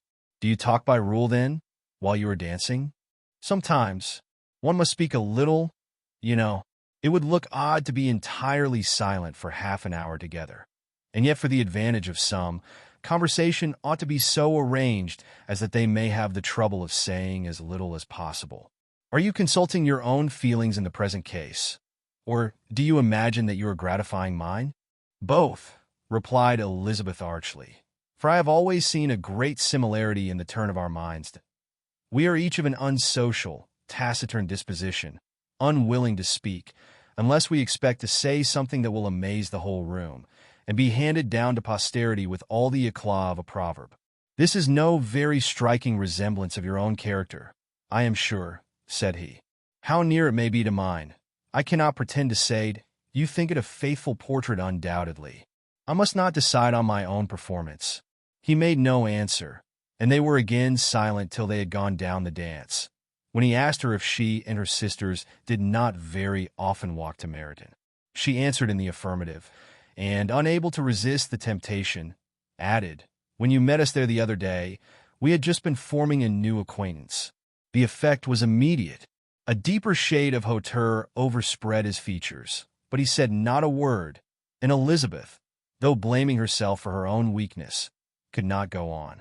At length Darcy spoke, and in a constrained manner said, Mr. Wickham is blessed with such happy manners as may ensure his making friends. Whether he may be equally capable of retaining them is less certain. He has been so unlucky as to lose your friendship, replied Elizabeth with emphasis, and in a manner which he is likely to suffer from all his life. Darcy made no answer, and seemed desirous of changing the subject. At that moment Sir William Lucas appeared close to them, meaning to pass through the set to the other side of the room. But on perceiving Mr. Darcy, he stopped with a bow of superior courtesy to compliment him on his dancing and his partner. I have been most highly gratified indeed, my dear sir. Such very superior dancing is not often seen. It is evident that you belong to the first circles. Allow me to say, however, that your fair partner does not disgrace you, and that I must hope to have this pleasure often repeated, especially when a certain desirable event, my dear Miss Eliza, glancing at her sister and Bingley, shall take place. What congratulations will then flow in? I appeal to Mr. Darcy. But let me not interrupt you, sir. You will not thank me for detaining you from the bewitching converse of that young lady, whose bright eyes are also upbraiding me. The latter part of this address was scarcely heard by Darcy, but Sir William's allusion to his friend seemed to strike him forcibly, and his eyes were directed with a very serious expression towards Bingley and Jane, who were dancing together. Recovering himself, however, shortly, he turned to his partner and said, Sir William's interruption has made me forget what we were talking of. I do not think we were speaking at all.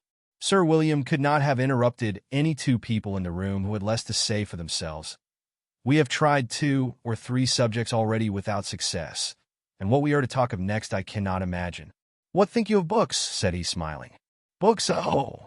Note, I am sure we never read the same, or not with the same feelings. I am sorry you think so, but if that be the case, there can at least be no want of subject. We may compare our different opinions. No, I cannot talk of books in a ballroom. My head is always full of something else. The present always occupies you in such scenes, does it? Said he, with a look of doubt. Yes, always, she replied, without knowing what she said, for her thoughts had wandered far from the subject, as soon afterwards appeared by her suddenly exclaiming, I remember hearing you once say, Mr. Darcy, that you hardly ever forgave, that your resentment once created was unappeasable. You are very cautious, I suppose, as to its being created. I am, said he, with a firm voice. And never allow yourself to be blinded by prejudice? I hope not. It is particularly incumbent on those who never change their opinion, to be secure of judging properly at first. May I ask to what these questions tend? Merely to the illustration of your character, said she, endeavoring to shake off her gravity. I'm trying to make it out. And what is your success? She shook her head. I do not get on at all. I hear such different accounts of you as puzzle me exceedingly. I can readily believe, answered he gravely, that report may vary greatly with respect to me, and I could wish, Miss Bennet, that you were not to sketch my character at the present moment, as there is reason to fear that the performance would reflect no credit on either. But if I do not take your likeness now, I may never have another opportunity. I would by no means suspend any pleasure of yours, he coldly replied. She said no more, and they went down the other dance and parted in silence, on each side dissatisfied, though not to an equal degree, for in Darcy's breast there was a tolerable powerful feeling towards her, which soon procured her pardon, and directed all his anger against another. They had not long separated when Miss Bingley came towards her, and with an expression of civil disdain thus accosted her. So, Miss Eliza, I hear you are quite delighted with George Wickham. Your sister has been talking to me about him and asking me 1,000 questions. And I find that the young man forgot to tell you, among his other communications, that he was the son of old Wickham, the late Mr. Darcy's steward. Let me recommend you, however, as a friend, not to give implicit confidence to all his assertions. For as to Mr. Darcy's using him ill, it is perfectly false. For on the contrary, he has been always remarkably kind to him, though George Wickham has treated Mr. Darcy in a most infamous manner. I do not know the particulars, but I know very well that Mr. Darcy is not in the least to blame, that he cannot bear to hear George Wickham mentioned, and that though my brother thought he could not well avoid including him in his invitation to the officers, he was excessively glad to find that he had taken himself out of the way. His coming into the country at all is a most insolent thing indeed, and I wonder how he could presume to do it. I pity you, Miss Eliza, for this discovery of your favorite's guilt. But really considering his descent, one could not expect much better. His guilt and his descent appear by your account to be the same, said Elizabeth angrily. For I have heard you accuse him of nothing worse than of being the son of Mr. Darcy's steward, and of that, I can assure you, he informed me himself. I beg your pardon, replied Miss Bingley, turning away with a sneer. Excuse my interference, it was kindly meant. Insolent girl, said Elizabeth to herself. You are much mistaken if you expect to influence me by such a paltry attack as this. I see nothing in it but your own wilful ignorance and the malice of Mr. Darcy. She then sought her eldest sister, who had undertaken to make inquiries on the same subject of Bingley. Jane met her with a smile of such sweet complacency, a glow of such happy expression, as sufficiently marked how well she was satisfied with the occurrences of the evening. Elizabeth instantly read her feelings, and at that moment solicitude for Wickham, resentment against his enemies, and everything else gave way before the hope of Jane's being in the fairest way for happiness. I want to know, said she, with a countenance no less smiling than her sister's, what you have learned about Mr. Wickham. But perhaps you have been too pleasantly engaged to think of any third person, in which case you may be sure of my pardon. No, replied Jane, I have not forgotten him, but I have nothing satisfactory to tell you. Mr. Bingley does not know the whole of his history, and is quite ignorant of the circumstances which have principally offended Mr. Darcy. But he will vouch for the good conduct, the probity and honor of his friend, and is perfectly convinced that Mr. Wickham has deserved much less attention from Mr. Darcy than he has received, and I am sorry to say that by his account, as well as his sister's, Mr. Wickham is by no means a respectable young man. I am afraid he has been very imprudent, and has deserved to lose Mr. Darcy's regard. Mr. Bingley does not know Mr. Wickham himself? No, he never saw him till the other morning at Meriden. This account, then, is what he has received from Mr. Darcy. I am perfectly satisfied. But what does he say of the living? He does not exactly recollect the circumstances, though he has heard them from Mr. Darcy more than once. But he believes that it was left to him conditionally only. I have not a doubt of Mr. Bingley's sincerity, said Elizabeth warmly, but you must excuse my not being convinced by assurances only. Mr. Bingley's defense of his friend was a very able one, I dare say, but since he is unacquainted with several parts of the story, and has learnt the rest from that friend himself, I shall venture still to think of both gentlemen as I did before. She then changed the discourse to one more gratifying to each, and on which there could be no difference of sentiment. Elizabeth listened with delight to the happy, though modest hopes which Jane entertained of Bingley's regard, and set all in her power to heighten her confidence in it. On their being joined by Mr. Bingley himself, Elizabeth withdrew to Miss Lucas, to whose inquiry after the pleasantness of her last partner she had scarcely replied, before Mr. Collins came up to them and told her with great exultation that he had just been so fortunate as to make a most important discovery. I have found out, said he, by a singular accident, that there is now in the room a near relation of my patroness. I happened to overhear the gentleman himself mentioning to the young lady who does the honors of this house the names of his cousin, Miss de Bourgh, and of her mother, Lady Catherine.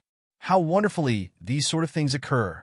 Who would have thought of my meeting with, perhaps, a nephew of Lady Catherine de Bourgh in this assembly? I am most thankful that the discovery is made in time for me to pay my respects to him, which I am now going to do, and trust he will excuse my not having done it before. My total ignorance of the connection must plead my apology. You are not going to introduce yourself to Mr. Darcy? Indeed I am. I shall entreat his pardon for not having done it earlier.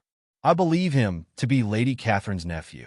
It will be in my power to assure him that her ladyship was quite well yesterday night. Elizabeth tried hard to dissuade him from such a scheme, assuring him that Mr. Darcy would consider his addressing him without introduction as an impertinent freedom rather than a compliment to his aunt, that it was not in the least necessary there should be any notice on either side, and that if it were, it must belong to Mr. Darcy, the superior in consequence, to begin the acquaintance. Mr. Collins listened to her with the determined air of following his own inclination, and when she ceased speaking, replied thus: "My dear Miss Elizabeth, I have the highest opinion in the world of your excellent judgment in all matters within the scope of your understanding, but permit me to say that there must be a wide difference between the established forms of ceremony amongst the laity and those which regulate the clergy. Forgive me leave to observe that I consider the clerical office as equal in point of dignity with the highest rank in the kingdom, provided that a proper humility of behavior is at the same time maintained. You must therefore allow me to follow the dictates of my conscience on this occasion, which leads me to perform what I look on as a point of duty. Pardon me for neglecting to profit by your advice, which on every other subject shall be my constant guide, though in the case before us I consider myself more fitted by education and habitual study to decide on what is right than a young lady like yourself." And with a low bow he left her to attack Mr. Darcy, whose reception of his advances she eagerly watched, and whose astonishment at being so addressed was very evident. Her cousin prefaced his speech with a solemn bow, and though she could not hear a word of it, she felt as if hearing it all, and saw in the motion of his lips the words apology, Hunsford, and Lady Catherine de Bourgh. It vexed her to see him expose himself to such a man. Mr. Darcy was eyeing him with unrestrained wonder, and when at last Mr. Collins allowed him time to speak, replied with an air of distant civility. Mr. Collins, however, was not discouraged from speaking again, and Mr. Darcy's contempt seemed abundantly increasing with the length of his second speech, and at the end of it he only made him a slight bow, and moved another way. Mr. Collins then returned to Elizabeth. "I have no reason, I assure you," said he, "to be dissatisfied with my reception." Mr. Darcy seemed much pleased with the attention.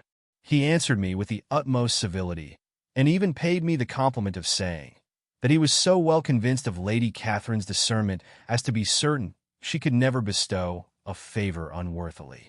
It was really a very handsome thought. Upon the whole, I am much pleased with him. As Elizabeth had no longer any interest of her own to pursue, she turned her attention almost entirely on her sister and Mr. Bingley, and the train of agreeable reflections which her observations gave birth to made her perhaps almost as happy as Jane. She saw her in idea settled in that very house in all the felicity which a marriage of true affection could bestow, and she felt capable under such circumstances of endeavoring even to like Bingley's two sisters. Her mother's thoughts she plainly saw were bent the same way, and she determined not to venture near her, lest she might hear too much. When they sat down to supper, therefore, she considered a most unlucky perverseness which placed them within one of each other, and deeply was she vexed to find that her mother was talking to that one person, Lady Lucas, freely, openly, and of nothing else but of her expectation that Jane would be soon married to Mr. Bingley.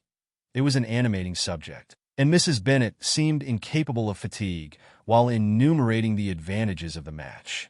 His being such a charming young man, and so rich, and living but 3 miles from them, were the first points of self-gratulation.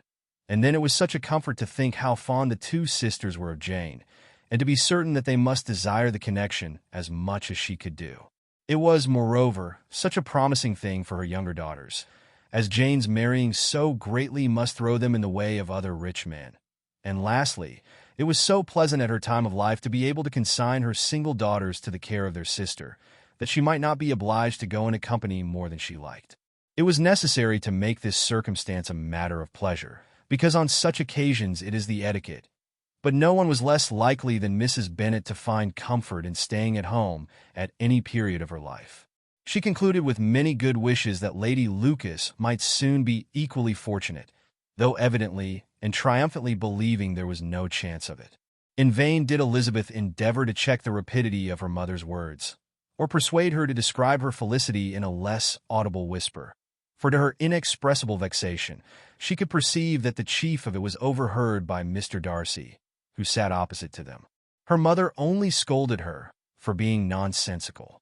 "What is Mr. Darcy to me, pray, that I should be afraid of him? I am sure we owe him no such particular civility as to be obliged to say nothing he may not like to hear. For heaven's sake, madam, speak lower. What advantage can it be to you to offend Mr. Darcy? You will never recommend yourself to his friend by so doing." Nothing that she could say, however, had any influence. Her mother would talk of her views in the same intelligible tone. Elizabeth blushed and blushed again with shame and vexation. She could not help frequently glancing her eye at Mr. Darcy, though every glance convinced her of what she dreaded. For though he was not always looking at her mother, she was convinced that his attention was invariably fixed by her. The expression of his face changed gradually from indignant contempt to a composed and steady gravity.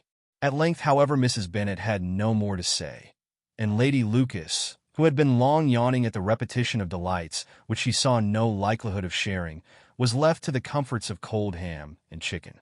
Elizabeth now began to revive, but not long was the interval of tranquillity, for when supper was over, singing was talked of, and she had the mortification of seeing Mary, after very little entreaty, preparing to oblige the company. By many significant looks and silent entreaties did she endeavor to prevent such a proof of complaisance, but in vain. Mary would not understand them. Such an opportunity of exhibiting was delightful to her, and she began her song. Elizabeth's eyes were fixed on her with most painful sensations, and she watched her progress through the several stanzas with an impatience which was very ill rewarded at their close. For Mary, on receiving amongst the thanks of the table the hint of a hope that she might be prevailed on to favor them again, after the pause of half a minute began another. Mary's powers were by no means fitted for such a display. Her voice was weak, and her manner affected. Elizabeth was in agonies. She looked at Jane to see how she bore it, but Jane was very composedly talking to Bingley. She looked at his two sisters, and saw them making signs of derision at each other, and at Darcy, who continued, however, impenetrably grave. She looked at her father to entreat his interference, lest Mary should be singing all night. He took the hint, and when Mary had finished her second song, said aloud, "That will do extremely well, child. You have delighted us long enough. Let the other young ladies have time to exhibit." Mary, though pretending not to hear, was somewhat disconcerted, and Elizabeth, sorry for her, and sorry for her father's speech, was afraid her anxiety had done no good. Others of the party were now applied to. "If I," said Mr. Collins, "were so fortunate as to be able to sing, I should have great pleasure, I am sure, in obliging the company with an air, for I consider music as a very innocent diversion, and perfectly compatible with the profession of a clergyman. I do not mean, however, to assert that we can be justified in devoting too much of our time to music, for there are certainly other things to be attended to. The rector of a parish has much to do. In the first place, he must make such an agreement for tithes as may be beneficial to himself and not offensive to his patron. He must write his own sermons, and the time that remains will not be too much for his parish duties and the care and improvement of his dwelling, which he cannot be excused from making as comfortable as possible. And I do not think it of light importance that he should have attentive and conciliatory manners towards everybody, especially towards those to whom he owes his preferment. I cannot acquit him of that duty, nor could I think well of the man who should omit an occasion of testifying his respect towards anybody connected with the family." And with a bow to Mr. Darcy, he concluded his speech, which had been spoken so loud as to be heard by half the room. Many stared, many smiled, but no one looked more amused than Mr. Bennet himself, while his wife seriously commended Mr. Collins for having spoken so sensibly, and observed in a half-whisper to Lady Lucas that he was a remarkably clever, good kind of young man. To Elizabeth it appeared that had her family made an agreement to expose themselves as much as they could during the evening, it would have been impossible for them to play their parts with more spirit or finer success. And happy did she think it for Bingley and her sister that some of the exhibition had escaped his notice, and that his feelings were not of a sort to be much distressed by the folly which he must have witnessed. That his two sisters and Mr. Darcy, however, should have such an opportunity of ridiculing her relations was bad enough, and she could not determine whether the silent contempt of the gentlemen or the insolent smiles of the ladies were more intolerable. The rest of the evening brought her little amusement. She was teased by Mr. Collins, who continued most perseveringly by her side, and though he could not prevail with her to dance with him again, put it out of her power to dance with others. In vain did she entreat him to stand up with somebody else, and offer to introduce him to any young lady in the room. He assured her that as to dancing, he was perfectly indifferent to it, that his chief object was by delicate attentions to recommend himself to her, and that he should therefore make a point of remaining close to her the whole evening. There was no arguing upon such a project. She owed her greatest relief to her friend Miss Lucas, who often joined them, and good-naturedly engaged Mr. Collins's conversation to herself. She was at least free from the offense of Mr. Darcy's farther notice, though often standing within a very short distance of her. Quite disengaged, he never came near enough to speak. She felt it to be the probable consequence of her allusions to Mr. Wickham, and rejoiced in it. The Longbourn party were the last of all the company to depart, and by a maneuver of Mrs. Bennet had to wait for their carriages a quarter of an hour after everybody else was gone, which gave them time to see how heartily they were wished away by some of the family. Mrs. Hurst and her sister scarcely opened their mouths except to complain of fatigue, and were evidently impatient to have the house to themselves. They repulsed every attempt of Mrs. Bennet at conversation, and by so doing threw a languor over the whole party, which was very little relieved by the long speeches of Mr. Collins, who was complimenting Mr. Bingley and his sisters on the elegance of their entertainment, and the hospitality and politeness which had marked their behavior to their guests. Darcy said nothing at all. Mr. Bennet, in equal silence, was enjoying the scene. Mr. Bingley and Jane were standing together, a little detached from the rest, and talked only to each other. Elizabeth preserved as steady a silence as either Mrs. Hurst or Miss Bingley, and even Lydia was too much fatigued to utter more than the occasional exclamation of "Lord, how tired I am," accompanied by a violent yawn. When at length they arose to take leave, Mrs. Bennet was most pressingly civil in her hope of seeing the whole family soon at Longbourn, and addressed herself particularly to Mr. Bingley, to assure him how happy he would make them by eating a family dinner with them at any time, without the ceremony of a formal invitation. Bingley was all grateful pleasure, and he readily engaged for taking the earliest opportunity of waiting on her, after his return from London, whither he was obliged to go the next day for a short time. Mrs. Bennet was perfectly satisfied, and quitted the house under the delightful persuasion that, allowing for the necessary preparations of settlements, new carriages and wedding clothes, she should undoubtedly see her daughter settled at Netherfield in the course of 3 or 4 months. Of having another daughter married to Mr. Collins, she thought with equal certainty and with considerable, though not equal, pleasure.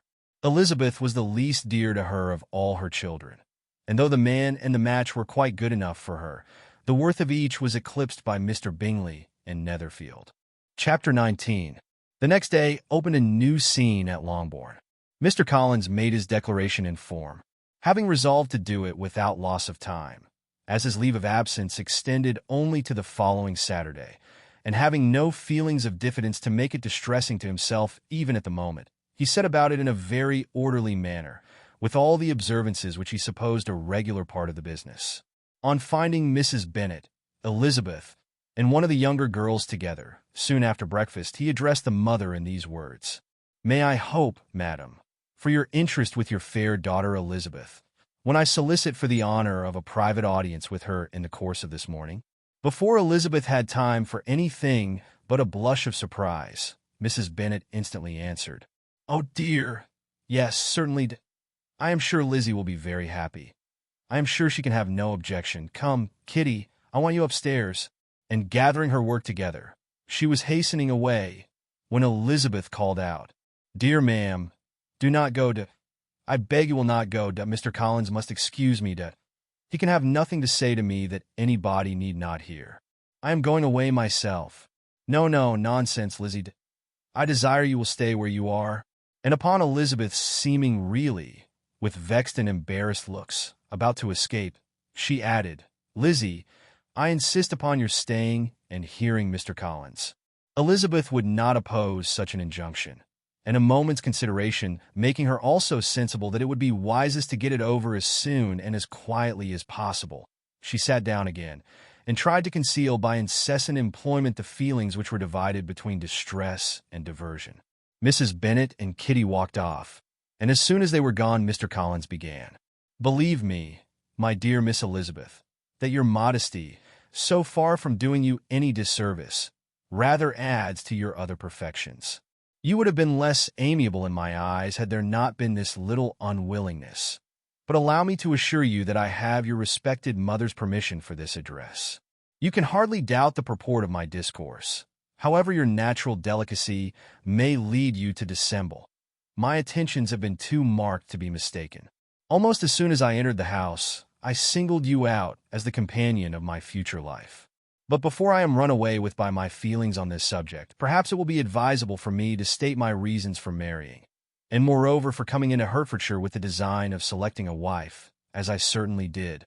The idea of Mr. Collins, with all his solemn composure, being run away with by his feelings, made Elizabeth so near laughing that she could not use the short pause he allowed in any attempt to stop him farther. And he continued, "My reasons for marrying are, first, that I think it a right thing for every clergyman in easy circumstances like myself to set the example of matrimony in his parish. Secondly, that I am convinced it will add very greatly to my happiness. And thirdly, which perhaps I ought to have mentioned earlier, that it is the particular advice and recommendation of the very noble lady whom I have the honor of calling patroness.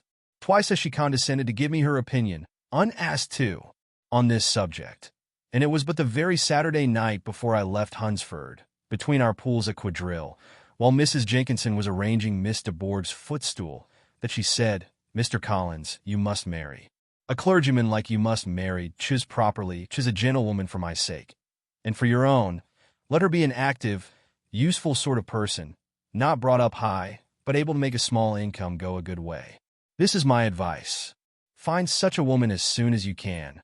Bring her to Hunsford, and I will visit her. Allow me, by the way, to observe, my fair cousin, that I do not reckon the notice and kindness of Lady Catherine de Bourgh as among the least of the advantages in my power to offer. You will find her manners beyond anything I can describe, and your wit and vivacity, I think, must be acceptable to her, especially when tempered with the silence and respect which her rank will inevitably excite. Thus much for my general intention in favor of matrimony.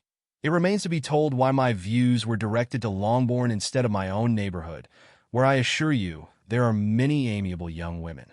But the fact is that being, as I am, to inherit this estate after the death of your honored father, who, however, may live many years longer, I could not satisfy myself without resolving to choose a wife from among his daughters, that the loss to them might be as little as possible when the melancholy event takes place, which, however, as I have already said, may not be for several years.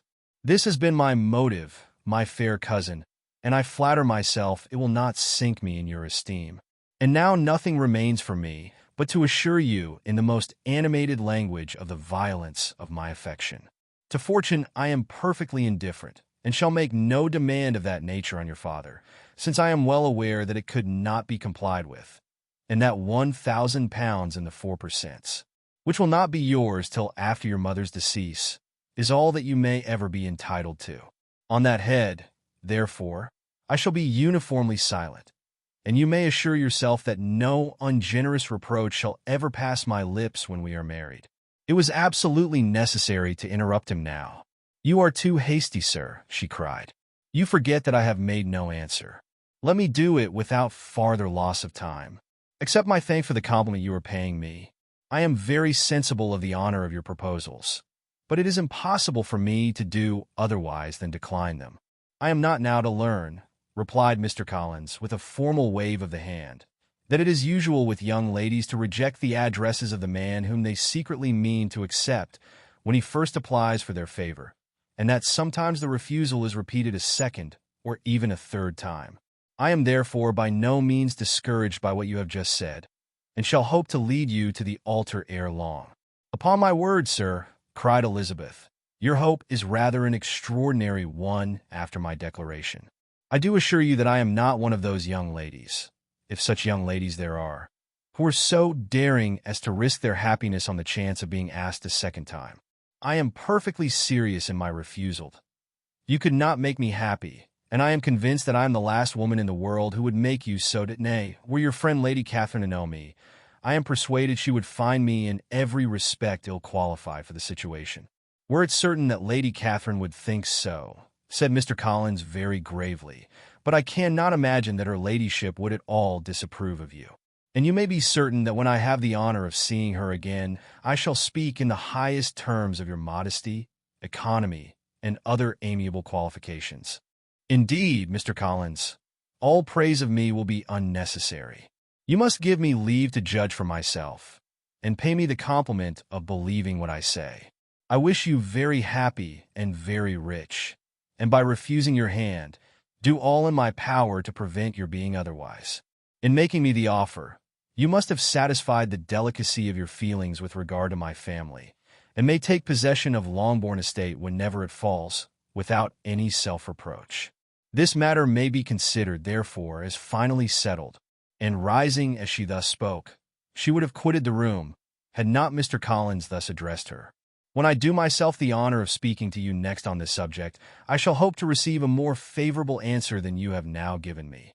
Though I am far from accusing you of cruelty at present, because I know it to be the established custom of your sex to reject a man on the first application. And perhaps you have even now said as much to encourage my suit as would be consistent with the true delicacy of the female character. Really, Mr. Collins, cried Elizabeth with some warmth, you puzzle me exceedingly. If what I have hitherto said can appear to you in the form of encouragement, I know not how to express my refusal in such a way as may convince you of its being one. You must give me leave to flatter myself, my dear cousin, that your refusal of my addresses is merely words of course. My reasons for believing it are briefly these. It does not appear to me that my hand is unworthy your acceptance, or that the establishment I can offer would be any other than highly desirable.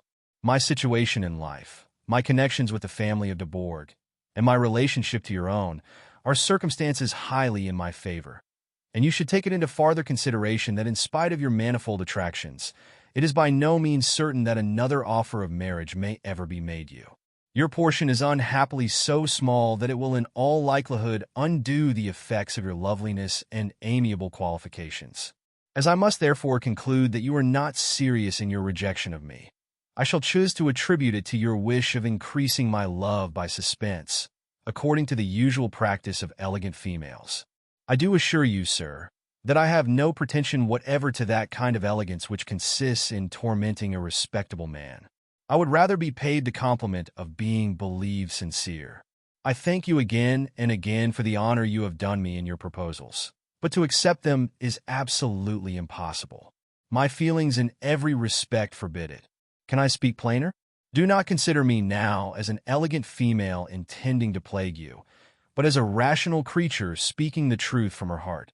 You are uniformly charming, cried he, with an air of awkward gallantry, and I am persuaded that when sanctioned by the express authority of both your excellent parents, my proposals will not fail of being acceptable.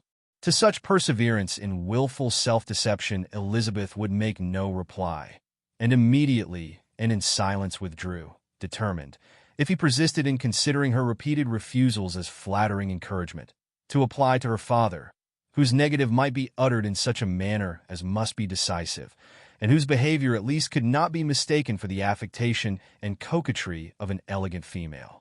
Chapter 20.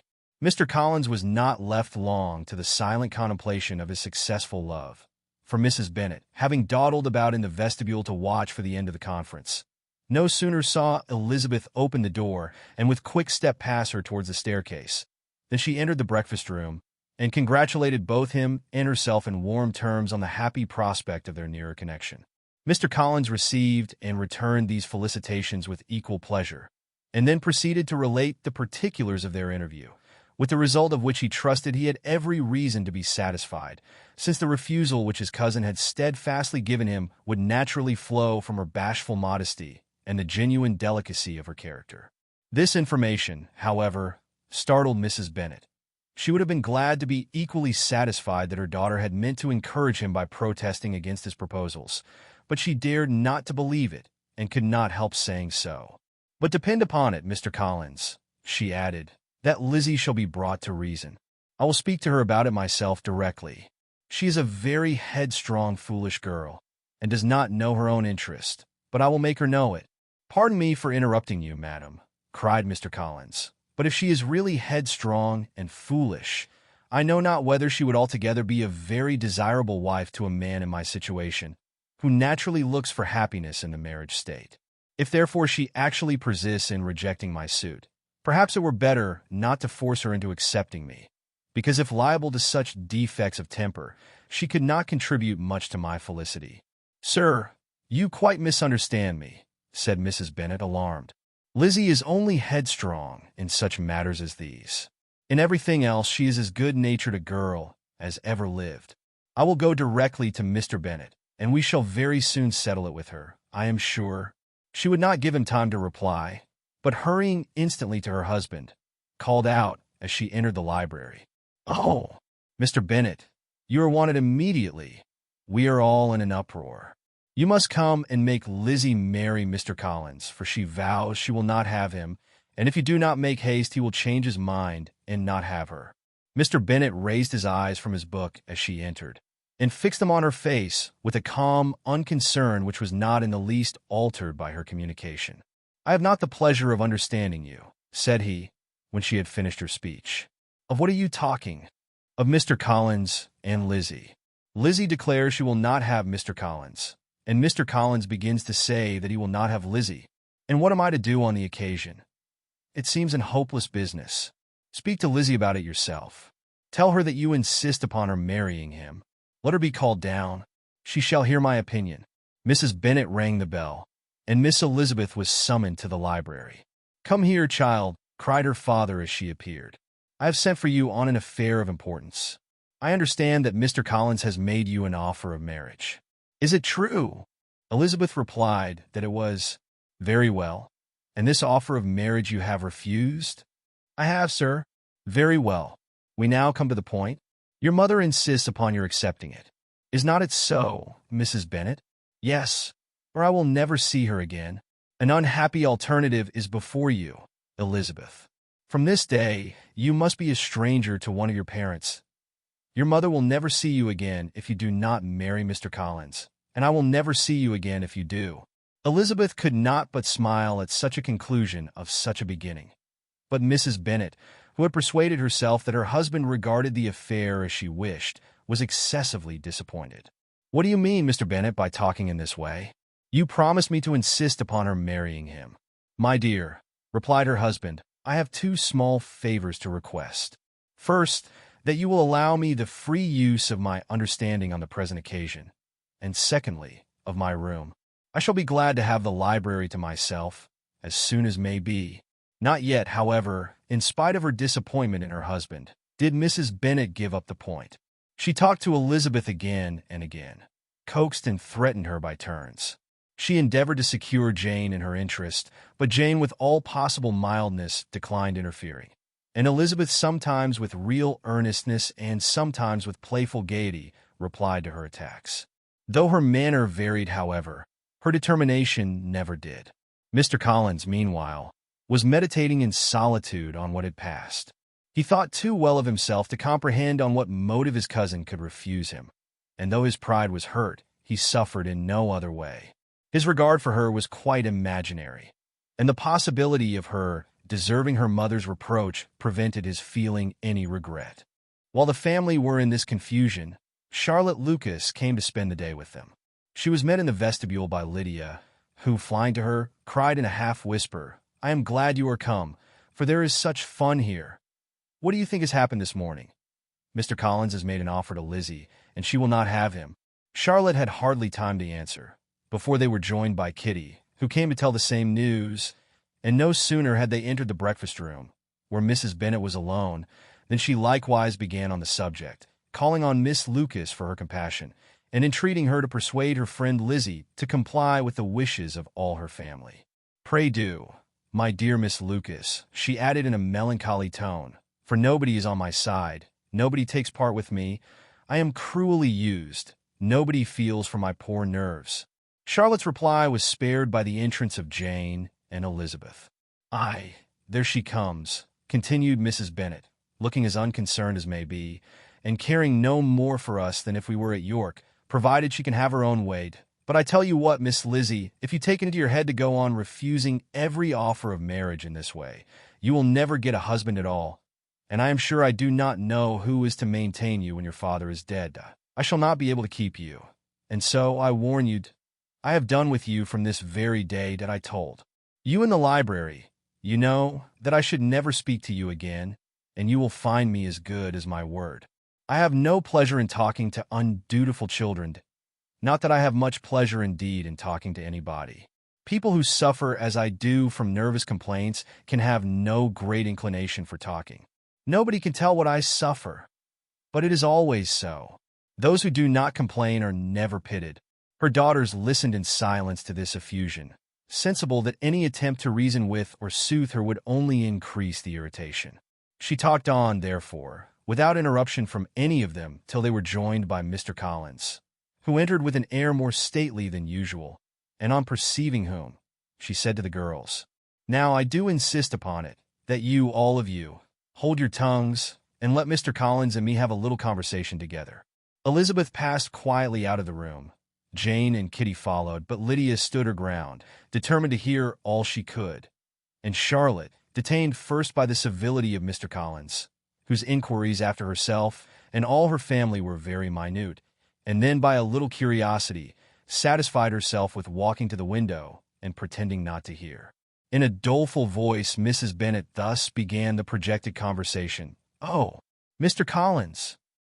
"My dear madam," replied he, "let us be forever silent on this point.